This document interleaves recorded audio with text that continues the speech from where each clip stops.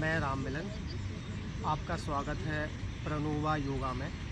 आज हम सीखेंगे कि अनुलोम विलोम कैसे करना होता है, अनुलोम विलोम करने से पहले क्या सावधानी हमें रखनी चाहिए, अनुलोम विलोम की 3 स्टेजेस कौन कौन सी होती हैं, अनुलोम विलोम के फ़ायदे क्या होते हैं। तो सबसे पहले मैं आपको बता दूं कि अनुलोम विलोम एक प्राणायाम है। लोग इसे नाड़ी शोधन भी बोलते हैं, लोग इसे प्राणायाम भी बोलते हैं। अनुलोम विलोम में हम अपने सांसों को लेते हैं और सांसों को छोड़ते हैं, मतलब सांस लेने की और सांस छोड़ने की जो प्रक्रिया है, इसे हम अनुलोम विलोम कहते हैं। अनुलोम विलोम हजारों सालों से हमारे योगियों द्वारा किया जा रहा है और उसके थ्रू वो अपने शारीरिक, मानसिक और आध्यात्मिक संतुलन को बनाते आए।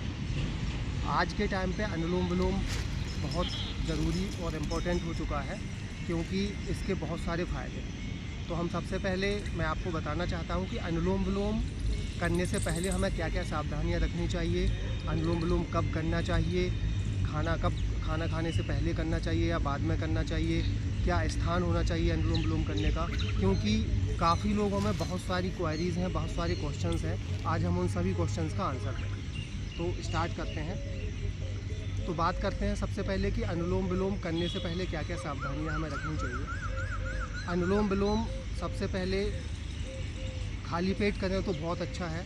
अगर आपने खाना खाया हुआ है तो कम से कम 4-5 घंटे के बाद ही अनुलोम विलोम करें। अनुलोम विलोम करने का सबसे सही समय सुबह का समय होता है। आप 6 बजे कर सकते हैं, 7 बजे कर सकते हैं, 8 बजे कर सकते हैं, ब्रह्म मुहूर्त में सुबह उठ के भी कर सकते हैं, क्योंकि इसके जो फ़ायदे हैं वो सुबह करने से ज़्यादा होंगे आपको। इसके बाद अनुलोम विलोम के लिए जगह क्या होनी चाहिए।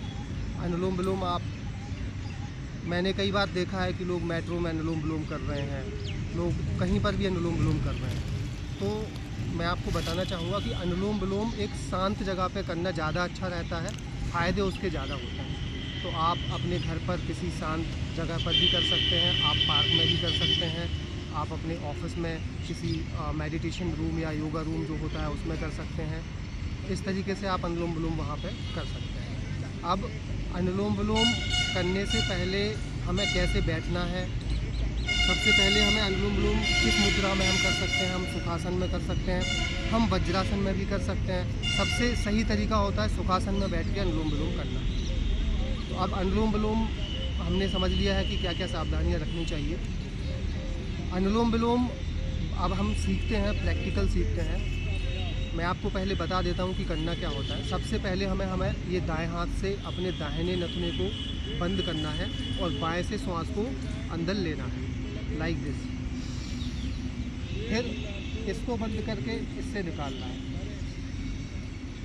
फिर दाएं से लेना है, बाएं से निकालना है। सांस को पूरा अंदर फेफड़ों में लेना है। मैं आपको एक बार फिर से बताता हूँ। दाहिने हाथ से दाहिने नोस्ट्रिल को बंद करना है और बाएं से लेना है। Inhale, exhale, inhale, exhale. Simple है। इनहेल,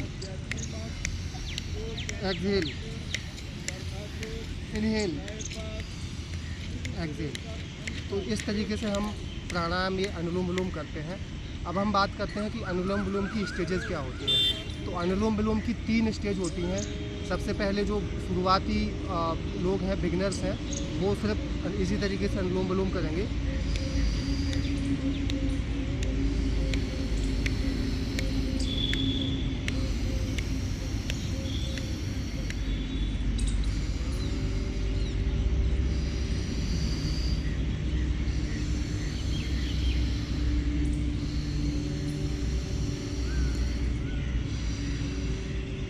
अब जो मीडिएट लेवल पे हैं उनके लिए होता है कि अनुलोम विलोम हमें पहले सांस को लेना, 5 सेकंड में लेना, 5 सेकंड होल्ड करना और 5 सेकंड में रिलीज़ करना। जैसे कि होल्ड,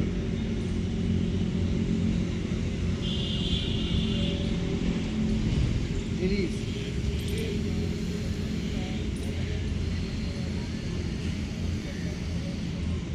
होल्ड,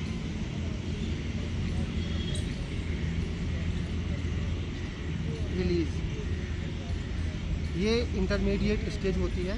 इसके बाद आती है थर्ड स्टेज, जिसे हम एडवांस स्टेज बोलते हैं। उसमें क्या होता है कि हमें सांस को जो हम लेते हैं वो इसमें एक कंसेप्ट होता है, एक रेशियो होता है सांस को लेने का और छोड़ने का, 1:4:2। मतलब जितने टाइम में हमने सांस ली उससे 4 टाइम मतलब 4 गुना हमें सांस को होल्ड करना है, और जितने टाइम में ली थी उससे 2 टाइम मतलब 2 गुनों में हमें सांस को बाहर छोड़ना है। ये नाड़ी शोधन के लिए करते हैं, बट बिगनर्स के लिए तो मैंने जो आपको स्टार्टिंग में फर्स्ट स्टेज बताई है वही करना है। एक बार मैं आपको एडवांस लेवल भी करके बता देता हूँ। इनहेल, होल्ड,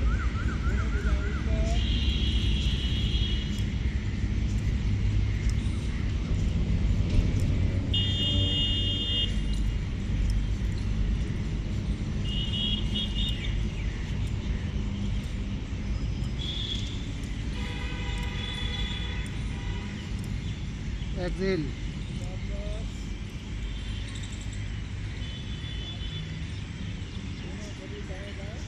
इनहेल,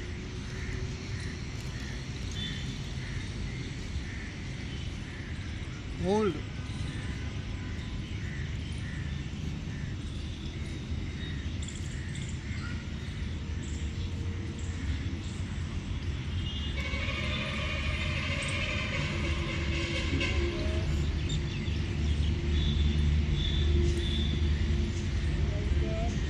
एक्सेल,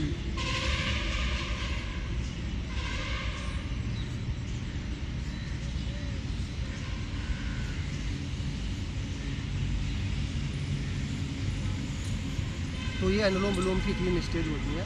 हम जब स्टार्ट करते हैं तो हम स्टार्टिंग बिगनर से करते हैं, फिर इंटरमीडिएट तक लेके जाते हैं, और उसके बाद हम करते हैं इसको एडवांस लेवल तक। अब जो शुरुआत कर रहे होते हैं वो इसको 2 मिनट से शुरुआत कर सकते हैं, 5 मिनट तक लेके जा सकते हैं। जो इंटरमीडिएट है वो उसको 10 मिनट 15 मिनट कर सकते हैं, और जो एडवांस लेवल का कर रहे हैं वो इसको आधे घंटे तक कर सकते हैं, आधे घंटे से ज़्यादा भी कर सकते हैं। अब मैं आपको बताऊँगा कि अनुलोम विलोम के फ़ायदे क्या होते हैं।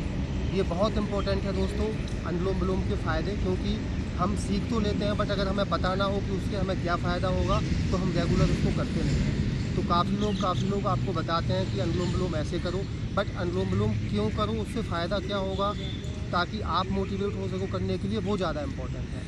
तो अभी बहुत इम्पोर्टेंट डिस्कशन रह गया है इस वीडियो में, वो हम अभी आगे करते हैं। और अगर आपको मेरा बताने का तरीका सही लग रहा है, अगर आपको लग रहा है कि हाँ मैं सही तरीके से आपको बता रहा हूँ, आप कुछ भी सीख पा रहे हो, तो मेरे चैनल को लाइक कर दीजिए, सब्सक्राइब कर लीजिए, सो दैट कि आपको वीडियोस का जो रेगुलर बेसिस पर मैं वीडियो डालूँगा वो आपको मिलते रहेंगे। बेल आइकन को प्रेस कर दीजिए ताकि आपको नोटिफिकेशन मिले। अब हम आगे इसके फ़ायदे डिस्कस करते हैं। अनुलोम विलोम हमारे शरीर के अलग अलग हिस्सों को अलग अलग तरीके से फ़ायदा देता है। सबसे पहले अगर मैं बात करूं तो हमारा जो रेस्पिरेटरी सिस्टम है, श्वसन तंत्र है, उसको क्या फ़ायदे होते हैं वो मैं बताता हूँ। नॉर्मल आपने देखा होगा कि जब हम सांस लेते हैं तो बहुत ही कम सांस हमारे फेफड़ों में जाती है, पर जब हम अनुलोम विलोम करते हैं तो हमारे फेफड़ों में नॉर्मल सांस से कई गुना ज़्यादा सांस जाती है। इससे क्या होता है कि हमारे जो फेफड़े की जो कैपेसिटी है वो इंक्रीज़ होती है। हमारे लंग्स में, हमारे फेफड़ों में जो ऑक्सीजन का फ्लो है वो बेटर होता है, एंड हमारे सांस लेने की जो कैपेसिटी है वो इंक्रीज़ हो जाती है। अब हम बात करते हैं इससे हमारे हार्ट को क्या हेल्प मिलती है, हार्ट को क्या फ़ायदे होते हैं।